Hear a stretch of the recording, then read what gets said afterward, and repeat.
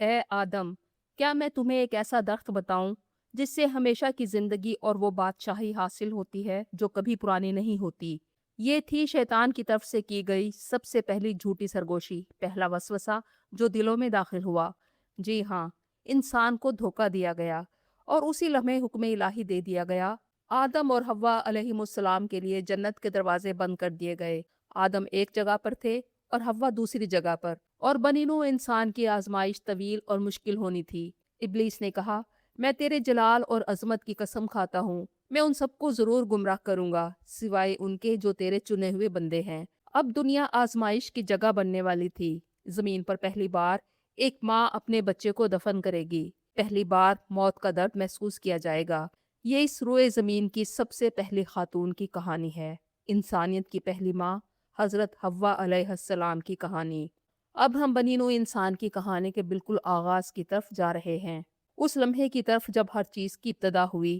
لامتناہی سمندر، زمین کی پھیلی ہوئی تہیں، سر اٹھائے پہاڑ، اور ان سب کے گرد گھیرا ڈالے ایک وسیع اور عریض آسمان۔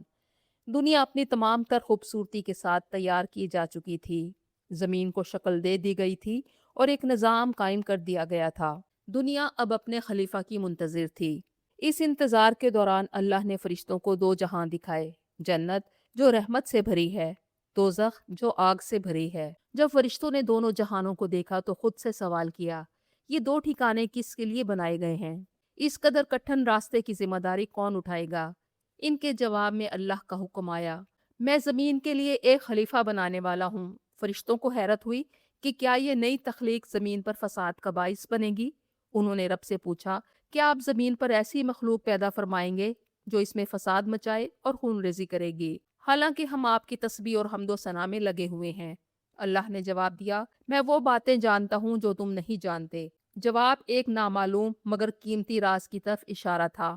یہ نئی تخلیق فرشتوں کی طرح بے عیب اور گناہوں سے پاک نہیں ہوگی۔ وہ بھولے گا، لڑکھڑائے گا اور شاید بار بار غلطیاں کرتا رہے گا، مگر ندامت اور توبہ کے ذریعے وہ ان درجات تک پہنچ سکے گا جن پر فرشتے بھی رشک کریں گے۔ اور یوں اس عظیم سفر کا آغاز ہوا۔ اللہ نے آدم کو مٹھی بھر مٹی سے پیدا کیا جو اس نے پوری زمین سے لی تھی، چنانچہ آدم کی اولاد زمین کی مٹی کے مطابق ہے، کچھ سرخ، کچھ سفید، کچھ سیاہ اور کچھ ان کا مجموعہ۔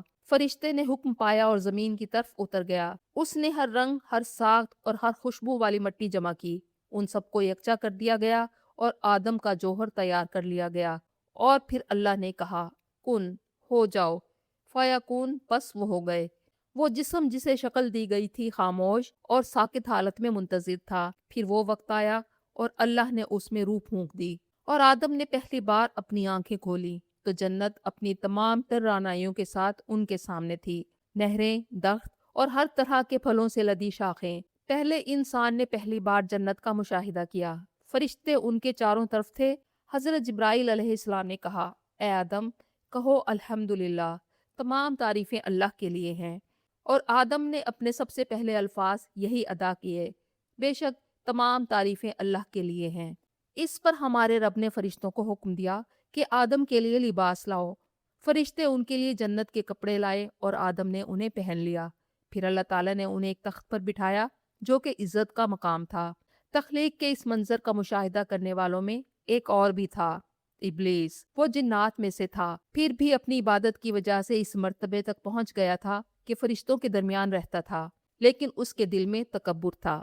اللہ یقیناً جانتا تھا کہ ابلیس کے دل میں کیا چھپا ہے، لیکن انسانیت کے لیے طے شدہ راستہ پہلے ہی واضح تھا۔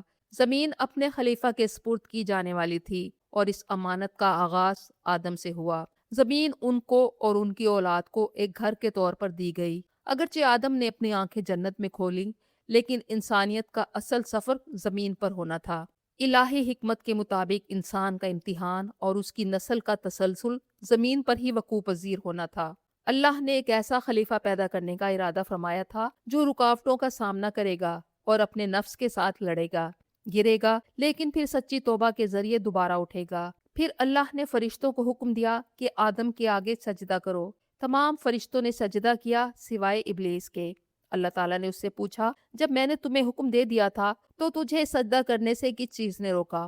شیطان نے کہا، میں اس انسان کو سجدہ نہیں کروں گا جسے تو نے کھنکھناتی مٹی اور سڑے ہوئے سیاہ گارے سے پیدا کیا ہے، میں اس سے بہتر ہوں۔ تو نے مجھے آگ سے پیدا کیا اور اسے مٹی سے۔ ان الفاظ کے ساتھ ابلیس نے اپنے اندر چھپا کفر ظاہر کر دیا۔ اللہ نے اس سے فرمایا پھر یہاں سے نکل جا، کیونکہ یقیناً تو مردود ہے۔ اسی لمحے ابلیس آدم اور ان کی اولاد کا دشمن بن گیا۔ جہاں ابلیس اپنے غرور کی وجہ سے اندھیروں میں گر رہا تھا، وہیں انسان رحمت الہی کے حصار میں تھا۔ جی ہاں، آدم جنت میں تھے، خوبصورتی، امن اور الہی نعمتوں میں گھرے ہوئے تھے۔ کچھ عرصے بعد آدم نے جنت میں بالکل اپنی طرح ایک ہستی کو دیکھا۔ وہ ان کی طرح اسی جوہر اور توازن کے ساتھ پیدا کی گئی تھی، لیکن وہ مختلف تھیں۔ آدم ایک مرد تھے اور وہ ایک عورت۔ آدم نے انہیں پہلی بار دیکھ کر کوئی اجنبیت محسوس نہ کی، کیونکہ اللہ نے انہیں ان کی اپنی پسلی سے پیدا فرمایا تھا۔ آدم نے ان سے پوچھا تم کون ہو؟ حوا نے جواب دیا میں تمہاری شریک حیات ہوں، تمہاری ساتھی۔ حضرت جبرائیل علیہ السلام نے حوا کو جنت کے لباس پہنائے۔ فرشتوں نے آدم سے پوچھا یہ کون ہے؟ آدم نے جواب دیا یہ حوا ہیں، اور یوں حوا انسانیت کی پہلی خاتون بن گئی۔ پھر اللہ تعالیٰ نے آدم سے فرمایا اے آدم، تم اور تمہاری بیوی جنت میں رہو اور اس میں جہاں سے چاہو جی بھر کر کھاؤ، مگر اس درخت کے پاس کبھی مت جانا ورنہ تم ظالموں میں شمار ہو جاؤ گے۔ آدم اور حوا جس سکون اور اطمینان میں تھے، اس نے شیطان کی نفرت کو مزید بڑھا دیا۔ وہ انسانوں کو ایسی نعمتوں کے درمیان رہتے ہوئے نہیں دیکھ سکتا تھا۔ اب اس کا صرف ایک ہی مقصد تھا، اس نئی تخلیق کو جنت سے نکلوانا اور اس اعلیٰ مقام سے محروم کرنا جو اللہ نے اسے عطا کیا تھا۔ اللہ نے فرمایا اے آدم، یہ تمہارا اور تمہاری بیوی کا دشمن ہے، لہٰذا ایسا نہ ہو یہ تم دونوں کو جنت سے نکلوا دے اور تم مشقت میں پڑ جاؤ۔ پھر دبی آواز میں اس نے سرگوشی کی اور وسوسہ ڈالا، کہنے لگا اے آدم، کیا میں تمہیں ایک ایسا درخت بتاؤں جس سے ہمیشہ کی زندگی اور بادشاہی حاصل ہو جاتی ہے، جو کبھی پرانی نہیں پڑتی؟ میں یقیناً تمہارا خیر خواہ ہوں۔ اور پھر وہ لمحہ آ گیا۔ شیطان کے وسوسے نے آدم اور حوا کو بہکا دیا۔ وہ اس ممنوعہ درخت کے قریب گئے اور اس کا پھل کھا لیا۔ تب ان کے رب نے ان سے فرمایا کیا میں نے تم دونوں کو اس درخت سے روکا نہیں تھا اور تم سے یہ نہیں کہا تھا کہ شیطان تم دونوں کا کھلا دشمن ہے؟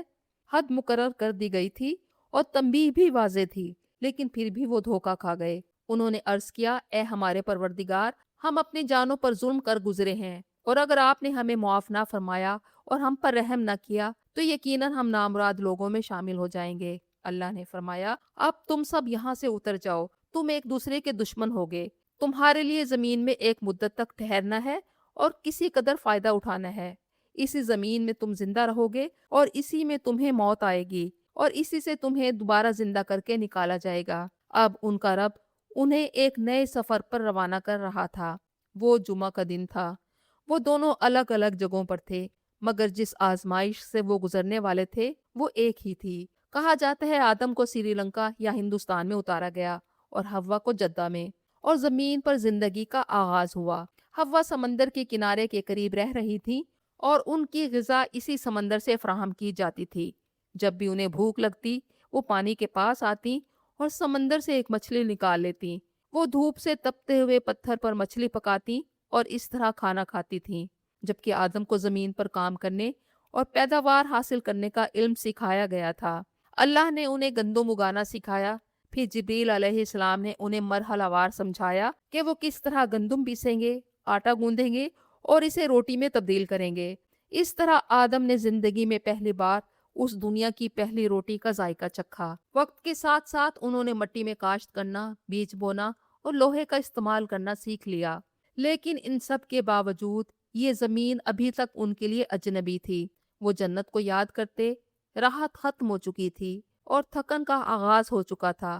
دونوں نے جنت چھوڑنے کا دکھ محسوس کیا۔ اللہ نے آدم کو حکم دیا کہ وہ مکہ جائیں اور وہاں پتھر کا ایک گھر تعمیر کریں۔ اس کے بعد جبرائیل کو وہ صحیح جگہ دکھانے کے لیے بھیجا گیا جہاں گھر تعمیر ہونا تھا۔ جب آدم نے گھر کی تعمیر مکمل کر لی تو اللہ نے انہیں حکم دیا کہ اس کے گرد طواف کرو، جیسے فرشتے اللہ کے عرش کا طواف کرتے ہیں، اس طرح تم بھی اس گھر کا طواف کرو۔ اور یوں آدم نے اللہ کے حکم پر وہ گھر تعمیر کیا اور وہ گھر زمین پر عبادت کی پہلی جگہ بن گیا۔ بعد میں جبرائیل علیہ السلام نے حضرت آدم کو حج کے تمام ارکان سکھائے اور پھر انہیں جبل عرفات کی طرف لے گئے۔ ادھر حوا تنہائی اور ندامت محسوس کر رہی تھی۔ جنت سے دور اور آدم سے جدا برسوں بیت چکے تھے۔ وہ اللہ کے حکم سے چلتی گئیں اور پہاڑوں کی طرف نکل پڑیں۔ جب وہ مکہ کی طرف بڑھ رہی تھیں تو انہیں معلوم نہ تھا کہ ان کی منزل کہاں ہے۔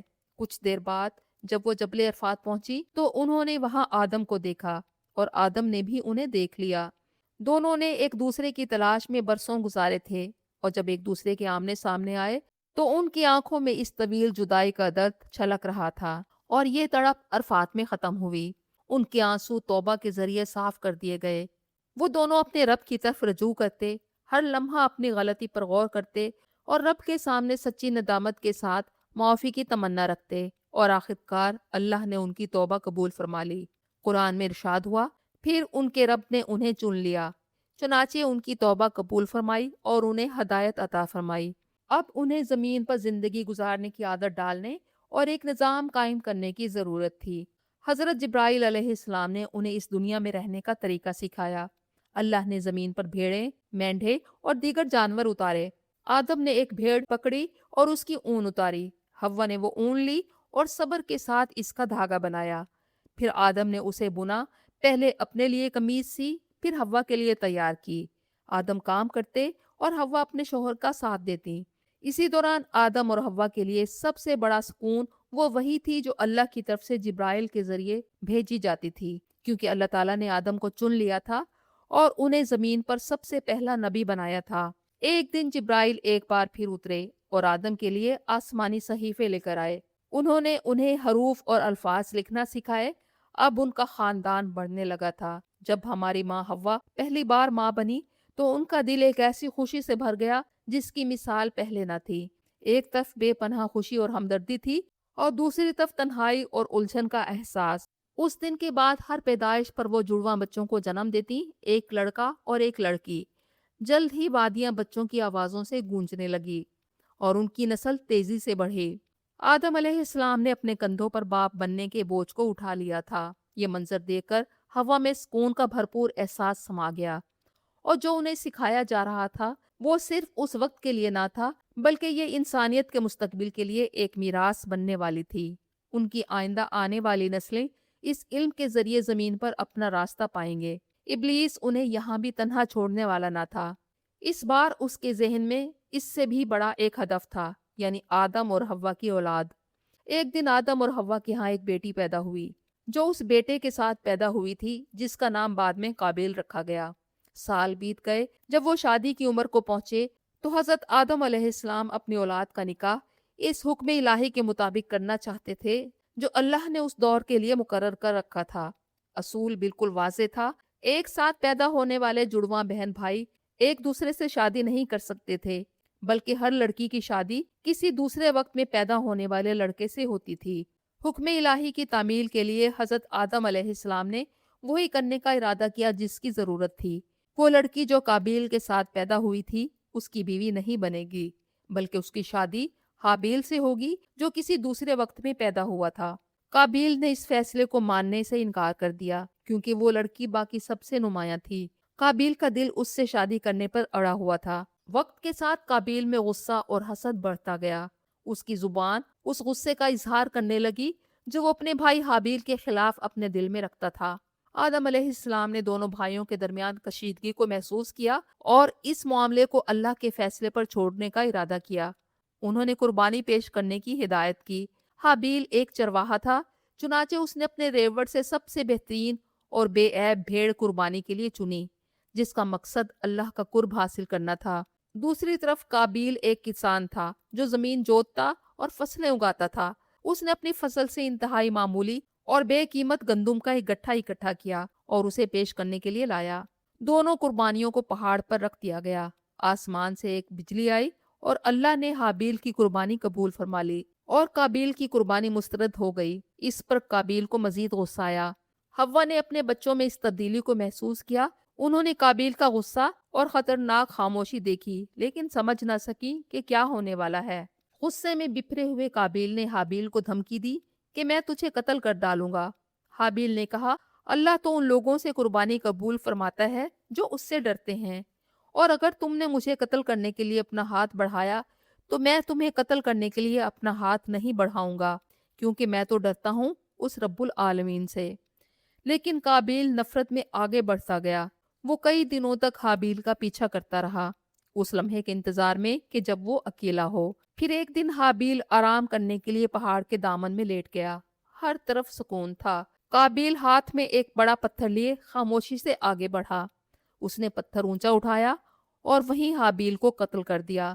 روئے زمین پر پہلی بار انسان نے اپنے بھائی کا خون بہایا تھا۔ جب قابیل کو احساس ہوا کہ اس نے کیا کر دیا ہے تو اس کے ہاتھ کانپنے لگے۔ اسے سمجھ نہیں آ رہی تھی کہ حابیل کو کیسے ٹھکانے لگائے۔ تب اس کے سامنے دو کوے نمودار ہوئے۔ ان میں سے ایک زمین پر مرا ہوا پڑا تھا، دوسرے نے اپنی چونچ سے مٹی کھودنا شروع کی اور ایک گڑھا بنا دیا۔ اس نے مردہ کوے کو گھسیٹ کر اس گڑھے میں ڈالا اور اسے مٹی سے ڈھانپ دیا۔ قابیل نے یہ سب دیکھ کر کہا، ہائے میری کمبختی، کیا میں اس کوے جیسا بھی نہ ہو سکا کہ اپنے بھائی کی لاش دفنا سکوں؟ پھر اس نے زمین کھود کر بھائی کو دفنا دیا۔ اس وقت آدم علیہ السلام ایک سفر پر دور گئے ہوئے تھے۔ جب واپس آئے تو اپنے بچوں سے ملاقات کے لیے گئے، لیکن حابیل نہ ملا۔ جب انہوں نے قابیل سے پوچھا تو اس کے گناہ گار چہرے نے سب واضح کر دیا۔ اس تکلیف دہ خبر نے آدم کا دل جلا دیا۔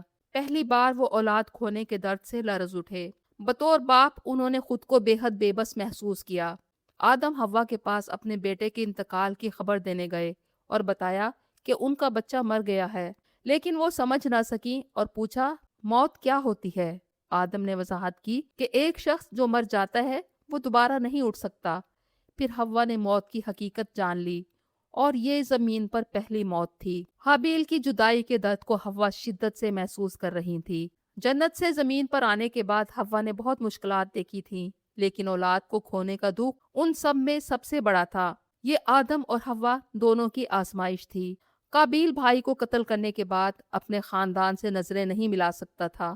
وہ خاموشی سے چلا گیا اور اس دن حوا نے اپنے دونوں بچوں کو کھو دیا تھا۔ آدم اور حوا علیہم السلام نے اس زمین پر کئی طویل سال گزارے۔ انہوں نے سب کچھ دیکھا، خوشی اور غم، نقصان اور صبر، اور ان کے خاندان کی تعداد میں اضافہ ہوا اور ان کی اولادوں کی اولاد زمین پر پھیل گئے۔ جیسے جیسے نسل انسانی بڑھتی گئی، نیکی اور بدی، حق اور باطل ساتھ ساتھ پروان چڑھنے لگے، اور یوں وہ سفر جو آدم اور حوا کی اولاد سے شروع ہوا تھا، پوری انسانیت کے لیے آزمائش کے ایک عمر بھر کے سفر میں بدل گیا۔